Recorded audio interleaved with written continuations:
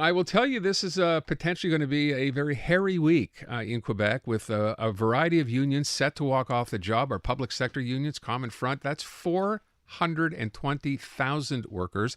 Not very happy with what they've seen from the provincial government yet, although, to be fair, the government says they will present an offer Sunday. And then, to be fair, the union says it better be a good one or we're still going to go ahead and go on strike. They're not expecting much. They haven't had very much been offered or has been offered up until this point. Now you can factor in the nurses, and this is even more serious. So Province's Nurses Union voting resoundingly, I think is a fair word, over 95% to head out on strike as they wait for a new offer as well. Jenny Rhee is president of the Nurses Union at the MUHC. We spoke earlier in the week. Jenny, you called us. Now we're calling you. So fill us in. How close are we to seeing a settlement here? Has anything that you've seen, can we say, been encouraging or not? Hi, good afternoon, Aaron and Natasha. Thank you for having me back. And to answer your question, no, we're not encouraged whatsoever. Mr. Legault might be offering us something different on Sunday, but it's been almost a year we're going on that we've tabled our demands and we've been going back and forth, and it has not been an easy negotiation. While it's normal to go back and forth and have a bit of give and take, we've seen a government that is not moving at all in the right direction as far as our contract talks are concerned. And this idea of, putting a better deal on the table by Sunday, one day before you're set to strike. Can I just ask what you make of that? Because it strikes me as a delay tactic and also kind of manipulative. 100%. I agree with you. And just to be clear, okay, you mentioned 420,000 Common Front workers. That does not include us. So they are CSN, CSQ, and the other various Common Front unions who we totally support as well. We are not a part of that. We would be going out on strike a couple of days later. So 8 and 9 is what we're forecasting. All right. I'm sorry. Go ahead. So we're really it's a wait and see game, but it's it almost feels a little bit too late. Because we've received a resounding response from our members. They are ready to walk. It's enough is enough. And it's been back and forth for too long with very, very dismal, offensive, insulting offers from the government. 9%, we're talking just remuneration, is not even close to okay, considering what he's offered police officers, what they've given themselves. I would venture to say today that healthcare workers do not deserve less than a politician. I think a lot of people would agree with that comment. Totally. I want to ask you as well, what do you think of the comment? We talked about this yesterday as well. Francois Legault, who, of course, when it suited him to call our nurses, Quebec's angels, now goes out and actually tells the nurses, because he knows you're planning to go on the strike November 8th and 9th, and says, I hope the nurses are not holding us hostages. I mean, what did you think of that when you heard it?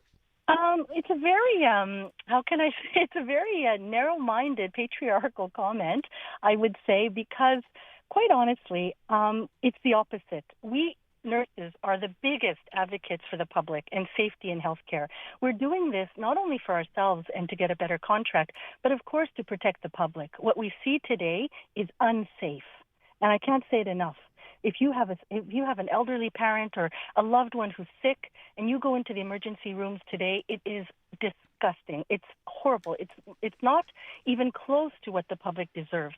So when we're fighting for a better contract, we want nurses to come back into this public réseau. It's for a reason. We are working so short-staffed, and I would go even further to say that we have ensured with the TAT, the Tribunal for Labor, that we are going to be respecting essential services. Okay, so that's a minimum number of people that you need to ensure that the population is served safely. But I will tell you today what's very frightening, and I'm not trying to be an alarmist, but what the public should know is that some of the essential service numbers, are higher than what we have on the floor daily. Oh my goodness! Higher than what you have. I can't even. I'm stunned by that statement. I was going to ask you what we should expect, like in terms of implications, but in reality, it might even be better than what we're accustomed to. Possibly, but I would say that it's very insulting. It's offensive to be accused of holding the public hostage when we are not the ones who are responsible for where we're at today. And we were so-called the guardian angels during the entire pandemic. And I'll tell you, a lot of our members came out of that pandemic with PTSD. They were traumatized with the number of deaths that they experienced around them. It's not a it's not something that was easy to go through, as the public can well imagine. You know, it was horrendous. And a lot of us worked, you know, alongside our coworkers, and we supported each other. We don't work in a bubble. We work together as a team. And this government, who are our biggest allies, by the way, I should mention that as well, back against the Liberal government, you know, they were supporting us side by side. They, you know, saying we support healthcare, are now our biggest enemy, in the sense that they don't recognize what needs to be done to set this réseau back to where it needs to be. You know, people listening to this are hearing, and when I first asked you, are you encouraged? And your answer was fairly clear when you said, no, there's nothing encouraging so far in what we've seen here. The government is making the point that, look, you know, we're having to deal with all these other unions, et cetera. The budget can only go so far. So at what point do you sit back and say, okay, we realize this is the best they can do and we're prepared to go back? Beyond the money, what else has to change? Well, Aaron, I would tell you that when we started this negotiation, okay, we consulted with our members, and it was very unanimous. We went down to 3 priorities. Of course, remuneration is up there, but it's also workload. Our workload is too much. It's not feasible. We're only human ourselves. It's not normal to have 10 patients. Our ratios are just off the charts, and it's not safe for the public. Okay, and then the third priority was our work-life balance. We have families too. We don't want to be having forced overtime. We don't want to go into a shift and not know, hey, am I coming home at 3:30 today, or am I going to have to stay an extra shift? We don't have that as much at the MUHC, but we do have, let's say, sick calls that are not replaced and things like that. So our workload is very heavy, and we have very acute patients across the MUHC. So I can only speak for ourselves. But that being said, what's really difficult, I think I'm losing my train of thought, is what's really difficult with this whole scenario is when he says that, you know, we're holding the public hostage. Mm-hmm. It's just, it's so inaccurate, I can't even tell you. It's actually the government that is doing that. I'd like to ask for your reaction, your thoughts on the Health Minister, Christian Dubé's plan for reform. So we know that Santé Quebec is this whole new program that he wants to, I mean, it's going to completely overhaul the system. Does that give you hope, or do you see it just as more of the same? Have you seen anything or any part of it or heard of it? Has it been discussed? It hasn't. Well, definitely we came out with our concerns, okay, and centralization of services. And there's lots of provinces, like you heard BC, they went through that, and now they're reversing their whole platform. But we see some problems. I mean, he's asking for things that are completely non-negotiable for us as a nurses union, and one of them is displacement. Okay, they want to be able to move manpower from one, not even one floor to another, but from one institution to another, and that's very alarming for us. Because like I said, we don't work in a bubble. We work as a team. You get to know your coworkers. You know that, you know, you can depend on so-and-so, and you can do this, and you can help your patients get up. And it's all of that. So, you know, this bill is huge. They're hell-bent on pushing it forward. We have a lot of concerns. We've expressed our concerns.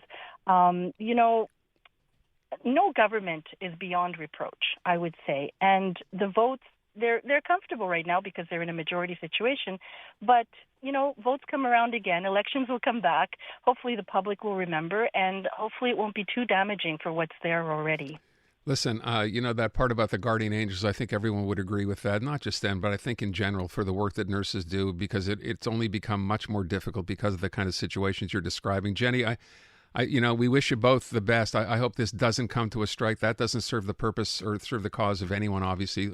Patients who have to be to these places. So you're an excellent spokesperson for this. You're so articulate, and you really make a very complex situation make sense. Yeah, and I hope you get what you want, because I think most people agree that you deserve it.